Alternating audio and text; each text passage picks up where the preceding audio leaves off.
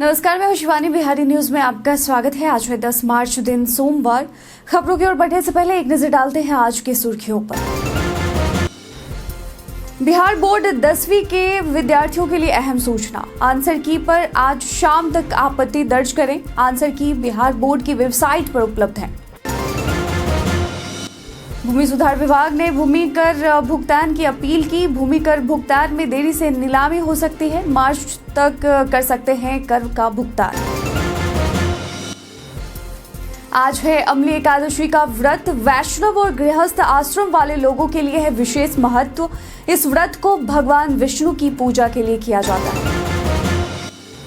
आज बेतिया पहुंच रहे हैं के पाठक। बेतिया राज की परिसंपत्तियों का जायजा लेने पहुंचेंगे के पाठक। अवैध कब्जे के खिलाफ कार्रवाई पर अधिकारियों से लेंगे जानकारी। जीविका दीदी स्वास्थ्य केंद्र में होगी एम्बुलेंस सुविधा। इलाज के लिए आने वाले लोगों को होगी सहूलियत। जीविका दीदी के केंद्रों में सुविधा का होगा विस्तार। जन्म मृत्यु प्रमाण पत्र से मतदाता सूची का लिंक अब शुरू। मतदाता सूची को त्रुटि रहित बनाने की पहल। मतदाता सूची में डुप्लीकेट उम्मीदवार होंगे कम। न्यूजीलैंड को 4 विकेट से हराकर भारत ने 25 साल पुराना बदला किया पूरा। 12 साल बाद रोहित की कप्तानी में भारत बना चैंपियन।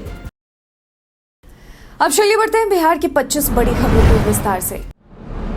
यूपीएससी ने असिस्टेंट प्रोफेसर के पदों पर निकाली भर्ती। संघ लोक सेवा आयोग यानी यूपीएससी ने असिस्टेंट प्रोफेसर के पदों पर भर्ती निकाली है। आवेदन प्रक्रिया शुरू है और आवेदन करने की अंतिम तिथि 27 मार्च है। इच्छुक उम्मीदवार इसकी आधिकारिक वेबसाइट upsc.gov.in पर जाकर आवेदन कर सकते हैं। इस भर्ती के लिए जरूरी है कि उम्मीदवारों ने 55% अंकों के साथ पीजी पास किया हो, साथ ही नेट एग्जाम भी क्वालिफाइड किया हो। आरक्षित उम्मीदवारों को आयु सीमा में छूट दी गई है। जनरल वर्ग के अभ्यर्थियों की अधिकतम आयु 35 वर्ष निर्धारित है। भर्ती से संबंधित सटीक और अधिक जानकारी के लिए आप इसके आधिकारिक वेबसाइट और अधिसूचना को जरूर देखें। 10वीं परीक्षा आंसर की पर आज शाम 5 बजे तक बिहार बोर्ड ने मांगी आपत्ति। बिहार विद्यालय परीक्षा समिति बिहार बोर्ड ने मैट्रिक परीक्षा के आंसर की पर आज शाम 5 बजे तक छात्रों और अभिभावकों से आपत्ति मांगी है। यदि इस समय सीमा के भीतर कोई आपत्ति नहीं आती है तो उसके बाद किसी प्रकार का संशोधन नहीं किया जाएगा। आंसर की बिहार बोर्ड की वेबसाइट biharboardonline.com पर उपलब्ध है और आपत्ति ऑनलाइन दर्ज की जा सकती है। निर्धारित समय के बाद किसी भी आपत्ति पर विचार नहीं किया जाएगा। मैट्रिक परीक्षा के सभी सैद्धांतिक विषयों में 50% वस्तुनिष्ठ प्रश्न थे, जिनका उत्तर विशेषज्ञों ने तैयार किया है। भारत बना चैंपियंस ट्रॉफी का बेताज बादशाह। जी हां, भारत ने चैंपियंस ट्रॉफी 2025 के फाइनल में न्यूजीलैंड को 4 विकेट से हराकर इतिहास रच दिया है। यह भारत की तीसरी चैंपियंस ट्रॉफी जीत है, जिससे वह सबसे ज्यादा खिताब जीतने वाली टीम बन गई है। साथ ही भारत ने 25 साल पहले चैंपियंस ट्रॉफी 2000 के फाइनल में न्यूजीलैंड से मिली हार का बदला भी ले लिया है। दुबई में खेले गए इस मुकाबले में न्यूजीलैंड ने पहले बल्लेबाजी करते हुए 7 विकेट खोकर 251 रन का स्कोर बनाया। भारत की ओर से कुलदीप यादव और वरुण चक्रवर्ती ने 2-2 विकेट झटके। जवाब में रोहित शर्मा 76 रनों की शानदार पारी और श्रेयस अय्यर, अक्षर पटेल, केएल राहुल के अहम योगदान से भारत ने 49 ओवर में लक्ष्य हासिल कर लिया। इस जीत के साथ ही भारत ने 12 साल बाद चैंपियंस ट्रॉफी अपने नाम की। पिछली बार 2013 में महेंद्र सिंह धोनी की कप्तानी में भारत ने यह खिताब जीता था। बिहार के इस जिले में प्राकृतिक तेल और गैस के भंडार का अनुमान। भोजपुर में गंगा नदी के तटवर्ती इलाके में प्राकृतिक संसाधनों के लिए खुदाई शुरू की गई है, जहां उपग्रहीय डेटा के आधार पर प्राकृतिक तेल और गैस के भंडार मिलने का अनुमान है। 3 साल पहले सतही खुदाई से प्राप्त मिट्टी के नमूनों की जांच हुई। हैदराबाद की अल्फा जियो कंपनी द्वारा यह जांच की गई थी। यदि खुदाई से प्राकृतिक संसाधन प्राप्त होते हैं तो यह क्षेत्र माइनिंग क्षेत्र में शामिल हो जाएगा, जिससे विकास में मदद मिलेगी। भोजपुर जिले के शाहपुर प्रखंड के देवमलपुर गांव में 3 से 6 किलोमीटर गहरी खुदाई हो रही है, जिसमें हल्का विस्फोट भी किया जा रहा है। कुछ किसानों ने फसल नुकसान के कारण खुदाई पर रोक लगाई, लेकिन मुआवजे के बाद अनुमति दी। आज है अम्ली एकादशी का व्रत। जानिए इसका महत्व। जी हाँ, आज अम्ली एकादशी व्रत मनाया जा रहा है। यह व्रत वैष्णव और गृहस्थ आश्रम वालों के लिए विशेष रूप से महत्व रखता है। हिंदू पंचांग के अनुसार अम्ली एकादशी तिथि 9 मार्च 2025 को सुबह 7:45 पर प्रारंभ होगी और एकादशी तिथि का समापन 10 मार्च 2025 को सुबह 7:44 पर समाप्त होगा। उदया तिथि में आमली एकादशी व्रत 10 मार्च 2025 को रखा जाएगा। इस व्रत को भगवान विष्णु की पूजा के लिए किया जाता है और इसे आमली एकादशी, आंवला एकादशी तथा रंग भरी एकादशी के नाम से भी जाना जाता है।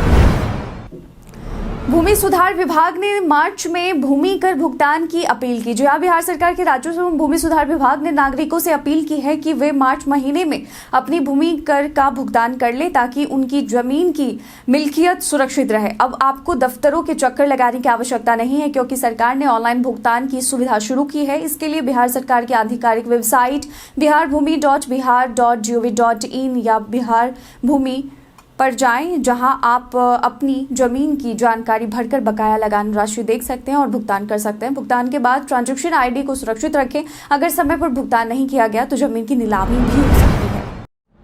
आज बेतिया पहुंच रहे के पाठक। बेतिया राज्य की परिसंपत्तियों के अभिलेखागार में खंगालने का काम तेजी से जारी है, जिसके चलते 1326 एकड़ अतिरिक्त जमीन मिली है। अब तक कुल 15,400 एकड़ भूमि का खुलासा हुआ है। बेतिया राज्य की परिसंपत्तियों का जायजा लेने के लिए 10 मार्च को राजस्व पार्षद के अध्यक्ष के पाठक बेतिया पहुंच रहे हैं। इस दौरान वे भूमि अभिलेखों की डिजिटलीकरण प्रक्रिया और अवैध कब्जे के खिलाफ कार्रवाई पर अधिकारियों से जानकारी लेंगे। इसके अलावा बेतिया राज्य को हेरिटेज पैलेस के रूप में विकसित करने की योजना भी बनाई जा रही है, जिससे प्रशासन में हलचल मची हुई है। जीविका दीदी के स्वास्थ्य सहायता केंद्र को एम्बुलेंस की मिलेगी सुविधा। जो यहाँ जीविका दीदी के स्वास्थ्य सहायता केंद्र को अब एम्बुलेंस की सुविधा मिलेगी, जिससे इलाज के लिए आने वाले लोगों को सहूलियत होगी और यह सुविधा सभी जिलों के सदर और सरकारी अस्पतालों में उपलब्ध होगी। राज्य के सभी सरकारी अस्पतालों और मेडिकल कॉलेजों में जीविका दीदी द्वारा स्वास्थ्य सहायता केंद्र चलाए जा रहे हैं। इसकी शुरुआत 5 सितंबर 2022 को भागलपुर मायागंज अस्पताल से हुई थी और 2023 में 26 अस्पतालों में इसे लागू किया गया। हर केंद्र पर 2 से 4 जीविका दीदी मरीजों को पर्ची कटवाने, ओपीडी सेवाएं और अस्पताल से जुड़ी जानकारी प्रदान करती हैं। होली खेलने से पहले इन बातों का रखें ध्यान। बिहार समेत पूरे देश में 14 मार्च को होली धूमधाम से मनाई जाएगी। होली का त्योहार सभी में उल्लास लेकर आता है, लेकिन केमिकल युक्त रंगों और ऑयल पेंट के उपयोग से त्वचा पर नकारात्मक असर पड़ सकता है। डॉक्टरों के मुताबिक केमिकल रंगों से त्वचा में खुजली, जलन, दाने और रेशेज हो सकते हैं और आंखों में जलन व सांस संबंधी समस्याएं भी हो सकते हैं। इसलिए सलाह दी गई है कि होली खेलने से पहले तेल या क्रीम लगाएं, जिससे त्वचा सुरक्षित रहे। हर्बल रंगों का उपयोग करें और कपड़े ढीले व कॉटन के पहनें। बिहार में बर्ड फ्लू की पुष्टि के बाद विभाग अलर्ट। बिहार में बर्ड फ्लू की पुष्टि के बाद संबंधित विभाग सतर्क हो गया है। भारतीय कृषि अनुसंधान परिषद में मुर्गियों की मौत के बाद बर्ड फ्लू के H5N1 वायरस की पुष्टि हुई है। जिला आपदा नियंत्रण पदाधिकारी ने पक्षियों की मौत की सूचना मिलने पर 9471002879 पर जानकारी देने को कहा है। Civil surgeon doctor Avinash Kumar Singh ने बताया कि चिंता की कोई बात नहीं है, लेकिन वहां के कर्मचारियों का सैंपल लेकर टेस्ट किए जा रहे हैं। इसके अलावा एंटीवायरस दवाइयों का वितरण और क्षेत्र में सर्वे किया जाएगा। बर्ड फ्लू के लक्षण दिखने पर डॉक्टर से संपर्क करना जरूरी बताया गया है। बिहार में विकसित हुए नए वैरायटी के सिंघाड़े। राष्ट्रीय मखाना अनुसंधान केंद्र दरभंगा के वैज्ञानिकों ने लाल और हरे रंग के सिंघाड़े की नई वैरायटी विकसित की है, जिसमें कांटे नहीं होंगे और यह सिंघाड़ा औषधीय गुणों से भरपूर है। डॉक्टर इंदु शेखर सिंह ने बताया कि बिहार, उत्तर प्रदेश और मध्य प्रदेश में सिंघाड़े की अधिक खेती होती है। वैज्ञानिकों ने स्वर्ण आरोही और स्वर्ण हरित नामक 2 वैरायटी विकसित की है। स्वर्ण आरोही का वजन अधिक होता है और इसका आटा भी बनाया जा सकता है। इस वैरायटी को 2023 में विकसित किया गया और अब इसे बिहार सरकार से मान्यता मिल गई है। खबरों की ओर बढ़ने से पहले एक महत्वपूर्ण बात, अगर आपको हमारे अपडेट्स और जानकारी पसंद आ रही है तो क्यों ना आप अपने इस बिहारी न्यूज़ चैनल को सब्सक्राइब कर लें। साथ ही बेल आइकन दबाना ना भूलें ताकि आपको सभी वीडियो के नोटिफिकेशंस मिलते रहें और इस तरह आप हमारे वीडियो और खबरों से भी हमेशा जुड़े रहेंगे। हम चाहते हैं कि आप हमारे साथ बने रहें और हमें आगे भी आपके लिए और बेहतरीन कंटेंट लाने का मौका मिले। कमला बराज का 56% कार्य हुआ पूरा। कमला बराज का 56% काम पूरा हो चुका है और शेष कार्य तेजी से चल रहा है। यह बराज नेपाल सीमा के पास जयनगर में बन रहा है, जिसका उद्देश्य कमला नदी की बाढ़ से सुरक्षा और मधुबनी जिले के किसानों को सिंचाई सुविधा प्रदान करना है। 1974-75 में शुरू हुई कमला वियर सिंचाई योजना के तहत जयनगर में 292.50 मीटर लंबा वियर बनाया गया था। 2019 की बाढ़ के बाद सीएम नीतीश कुमार के निर्देश पर 550 मीटर लंबा आधुनिक कमला बराज बनाने की योजना बनाई गई है, जो 2021 में शुरू हुई। इस परियोजना से क्षेत्र में बाढ़ प्रबंधन और कृषि विकास को बढ़ावा मिलेगा। जन्म मृत्यु प्रमाण पत्र से मतदाता सूची को किया जा रहा लिंकअप। मुख्य निर्वाचन आयुक्त ज्ञानेश कुमार ने कहा कि मतदाता सूची को त्रुटि रहित बनाने के लिए जन्म मृत्यु प्रमाण पत्र से लिंकअप किया जा रहा है, ताकि जैसे ही कोई व्यक्ति 18 वर्ष का हो या किसी मतदाता की मृत्यु हो तो निर्वाचन आयोग को सूचना मिल सके। इससे डुप्लीकेट मतदाताओं की संख्या घटेगी। उन्होंने यह भी बताया कि बिहार, बंगाल और तमिलनाडु विधानसभा चुनाव निष्पक्ष होंगे और इसके लिए तैयारी चल रही है। इसके अलावा एक ही चुनाव की तैयारी तेजी से चल रही है और फोटो युक्त मतदाता सूची को त्रुटि रहित बनाने के लिए बूथ स्तर पर प्रशिक्षण दिए जा रहे हैं। राजधानी पटना पहुंची IPL trophy. Kolkata night Riders ने आईपीएल 2024 की ट्रॉफी के साथ एक ऐतिहासिक टूर की शुरुआत की है। इस सिलसिले में टीम पटना पहुंची, जहां सिटी सेंटर मॉल में ट्रॉफी का प्रदर्शन किया गया। यहां लोगों ने ट्रॉफी के साथ फोटो खिंचवाने के लिए लंबी लाइनें लगाई। इस टूर का उद्देश्य केकेआर की सफलता का जश्न मनाना और आईपीएल 2025 के लिए लोगों का समर्थन प्राप्त करना था। ट्रॉफी टूर 9 शहरों में आयोजित किया जा रहा है, जिसमें पटना के अलावा गुवाहाटी, भुवनेश्वर, रांची और कोलकाता शामिल है। केकेआर 22 मार्च को अपना पहला मैच खेलेगी। बिहार में 45 डीएसपी और 2 आईपीएस अधिकारियों का स्थानांतरण। बिहार में प्रशासनिक अधिकारियों के बड़े पैमाने पर तबादले किए गए हैं, जिसमें 45 डीएसपी और 2 आईपीएस अधिकारियों का स्थानांतरण किया गया है। आईपीएस अधिकारी राजीव रंजन को अपर पुलिस अधीक्षक विधि व्यवस्था बिहार पटना और विशाल शर्मा को अपर निदेशक सह सहायक राज्य अग्निशमन विभाग पटना नियुक्त किया गया है।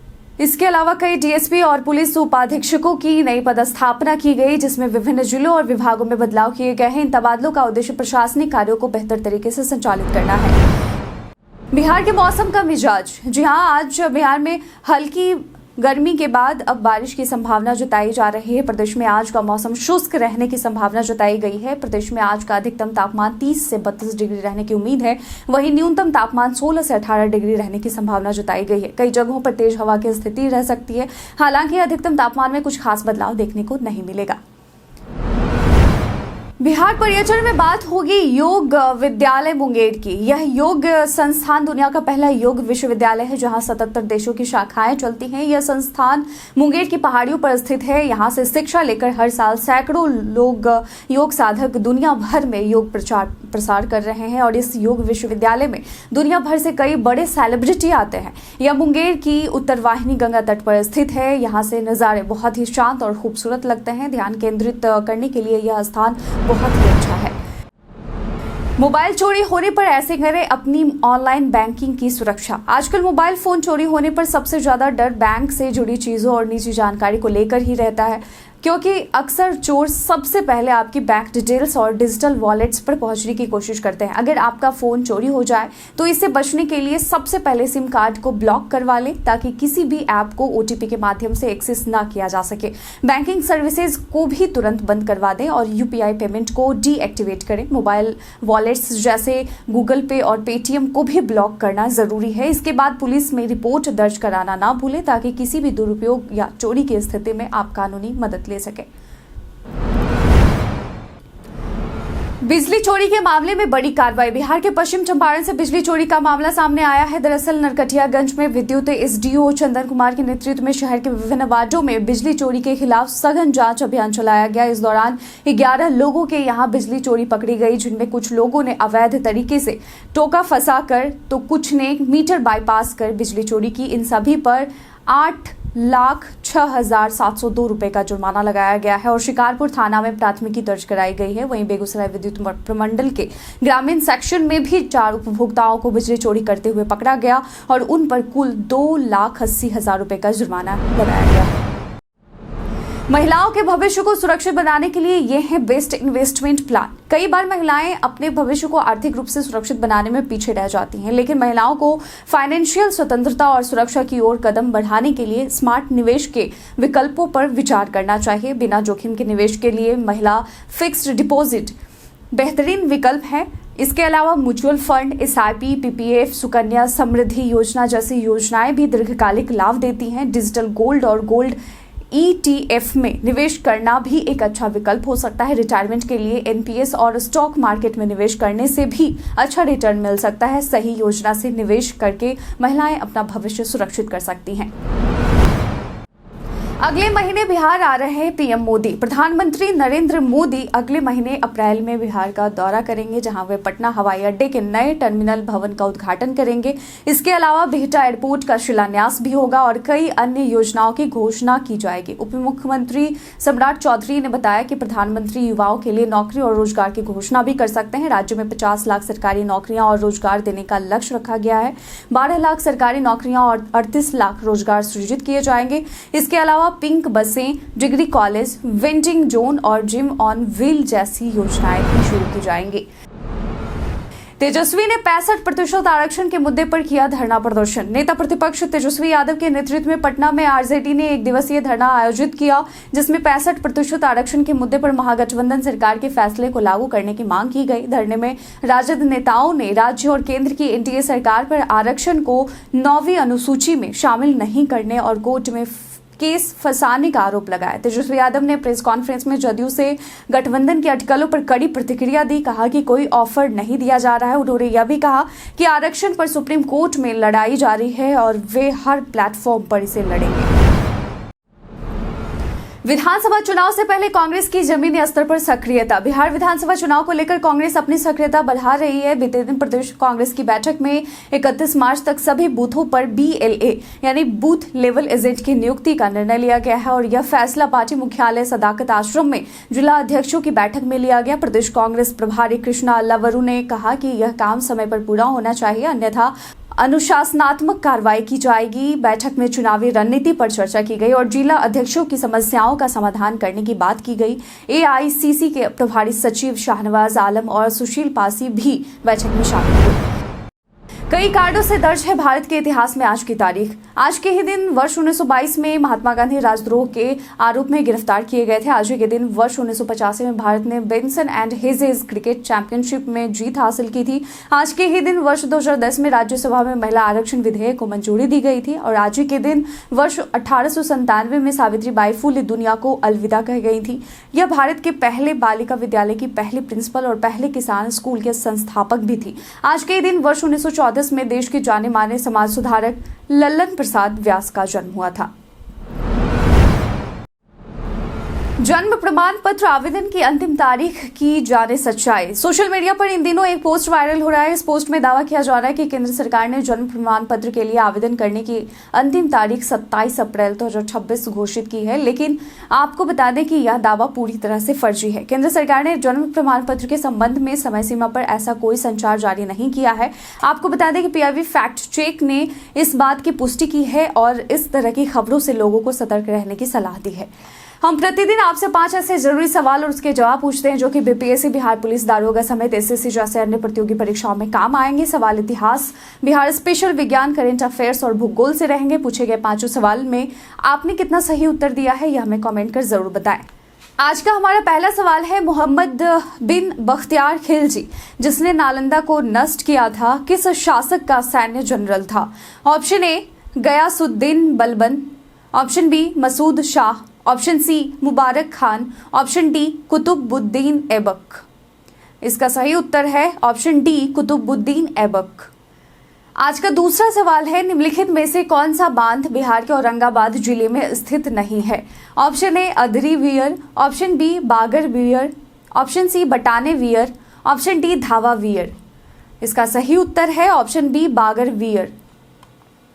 आज का तीसरा सवाल है, उपन्यास चंद्रकांता के लेखक कौन थे? ऑप्शन A शिव पूजन सहाय, ऑप्शन B देवकी नंदन खत्री, ऑप्शन C शरत चंद्र, ऑप्शन D जानकी बल्लभ शास्त्री।